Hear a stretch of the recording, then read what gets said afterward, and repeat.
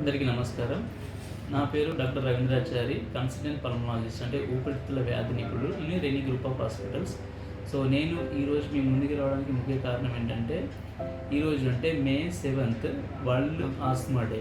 అంటే ఈ ప్రతి సంవత్సరం మనం ఆస్మా యొక్క అవేర్నెస్ పెంచుకోవడానికి ఈ రోజుని మనం వరల్డ్ ఆస్మా డేగా జరుపుకుంటాం. సో ఈ ఇయర్ యొక్క ముఖ్య థీమ్ వచ్చేసి ఆస్మా ఎడ్యుకేషన్ ఎంపవర్స్. అంటే ఆస్మా మీద ఉన్న అపోహలు తొలగించుకొని ఆస్మా గురించి అవగాహన తెలుసుకుంటే దాన్ని ఎంత సులభంగా నివారించవచ్చు అని తెలపడం అనేది ఈ యొక్క ఉద్దేశం. So first of all, asthma అంటే ఏంటంటే కొన్ని రకాల పొల్యూషన్ కానీ, చల్లటి గాలి కానీ మన బాడీలోకి ఎంటర్ అయినప్పుడు, అంటే మన లంగ్స్లోకి ఎంటర్ అయినప్పుడు ఒక రియాక్షనరీగా లంగ్స్ అనేది చూపించే ఒక రకమైన వ్యాధి లాంటిది అనమాట. సో ఎప్పుడైతే ఆస్మా ఉంటుందో వాళ్ళకి ప్రాణిక దగ్గు రావడం, ఊరికనే తుమ్ములు రావడం, లేకపోతే ఆయాసం రావడం, ఎక్కువగా శ్వాస తీసుకోవడంలో ఇబ్బంది రావడం, ఇవన్నీ కూడా ఆస్మా యొక్క ముఖ్య ఉద్దేశాలు.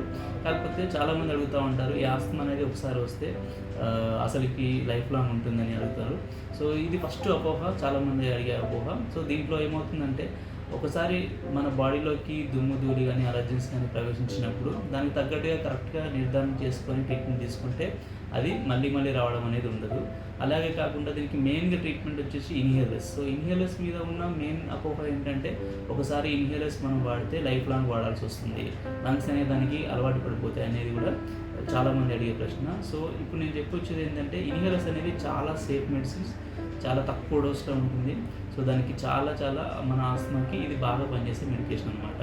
సో ఒకసారి వాడితే వీటికి అలవాటు పడిపోవడం అనేది అంటూ ఏమి ఉండదు.